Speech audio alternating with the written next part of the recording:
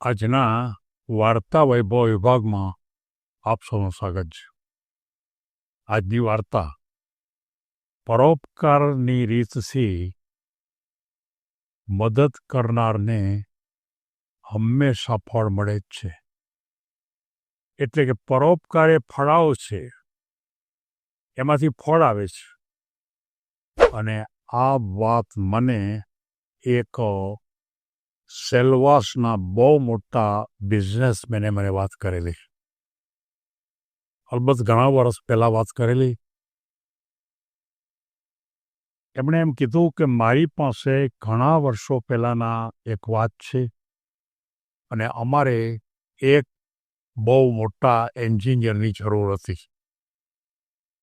અને એ એન્જિનિયર મને કેવી રીતે મળ્યો એના અનુસંધાને વાત હું કહું છું, પણ એ મારા મોઢેથી કહેવાને બદલે એ એન્જિનિયર અહીંયા જ છે એના મોઢેથી તમે સાંભળો.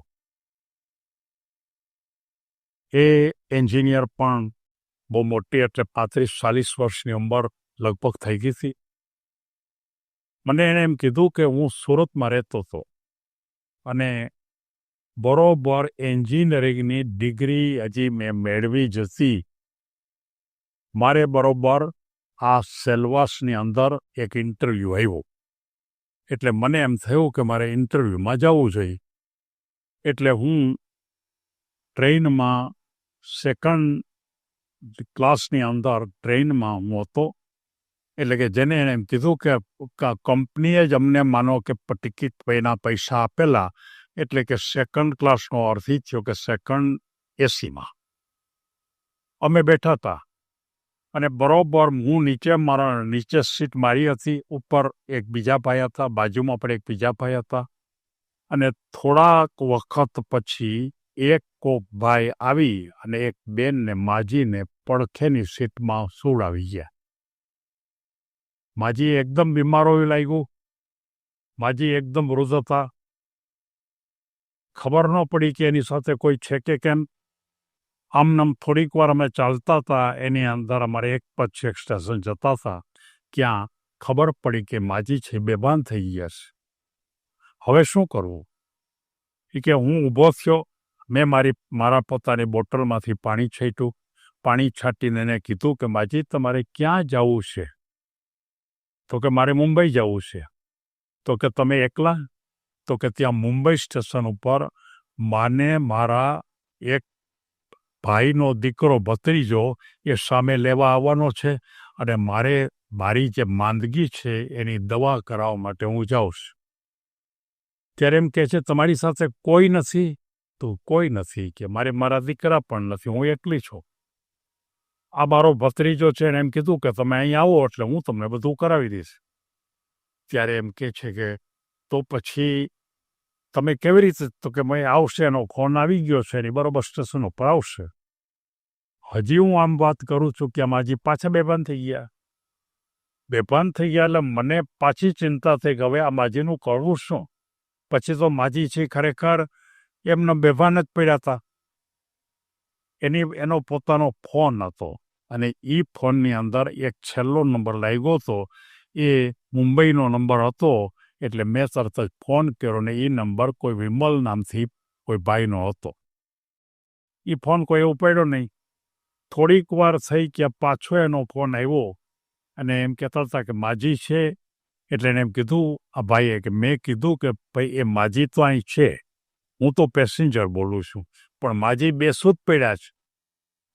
તો હવે શું કરી શકું? તો કે હું સ્ટેશન ઉપર તો આવ્યો જ છું. એટલે તરત જ કે મેં નક્કી કર્યું કે મારે ઇન્ટરવ્યૂમાં જવાનું છે સેલવાસ, એટલે હું વાપી નહીં ઉતરું, અને આ માજીને મુંબઈ મોકલી દઈશ, અને પછી સવારમાં પાછો નીકળી અને હું વાપી આવતો રહીશ. એમ માનીને મેં નક્કી જ કર્યું કે જે થાય તે ભલે. અને હું એમને માજીને તેડીને ત્યાં ગયો. પેલો એનો વિમલ ભત્રીજો હતો, એ સામે આવ્યો હતો. મેં એને કીધું કે ચાલો આપણે બે જણા માજીને લઈ જઈએ, જે મારે વાર છે. પણ ત્યાં ગયા પછી ખબર પડી કે માજીને તાત્કાલિક સારવાર બહુ ઝડપથી આપવી પડે એમ છે. એટલે મારે એક દિવસ વધારે રોકાવું પડે એમ છે. પેલો ભાઈ હતો જ વિમલ, પણ મને પણ એમ થયું કે હું જો વયો જઈશ તો આ એકલો શું કરી શકશે, એ મારા જેવડો હતો એ કે.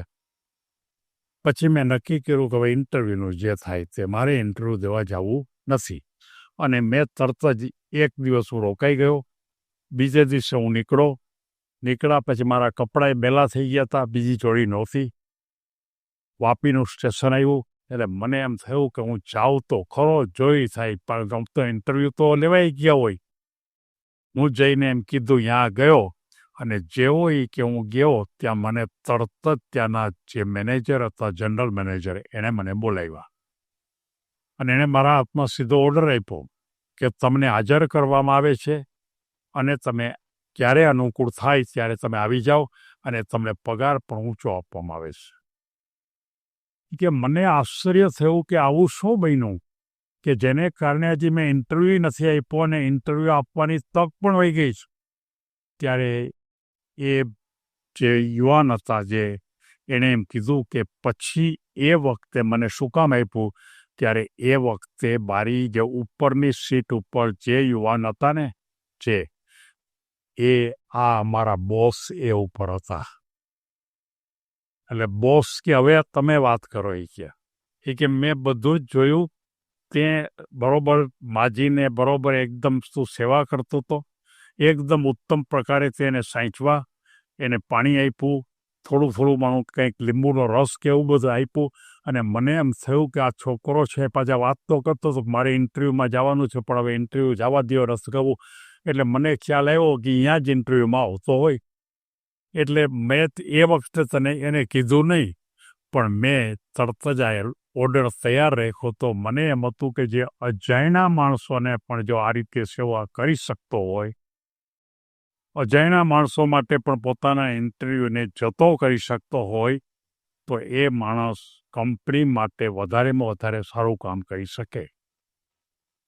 એટલે મેં તરત જ એ ઓર્ડર ટાઈપ કરાવી લીધો તારો. બીજા બધાને જે કાલ બોલાવ્યા હતા બધાને ના પાડી દીધી અને હું તારી રાહ જ જોતો હતો. મને ખબર જ હતી તું આવવાનો છે કે હું જાણતો જ તો.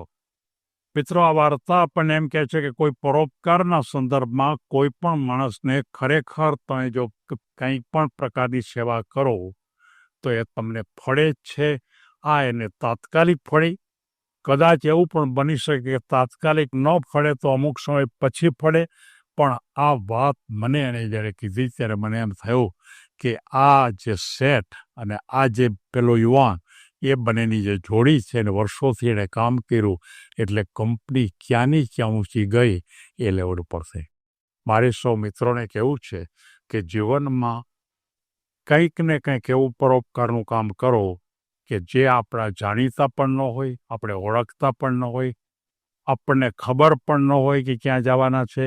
એવા પરવશ માણસો માટે જો કામ કરશો તો કુદરત તમને આપવા માટે, જેમ પેલા શેઠ હતા મેનેજિંગ ડાયરેક્ટર, એ જેમ રેડી હતા એમ તમને આપવા માટે પણ કોઈક ને કોઈક રેડી હશે.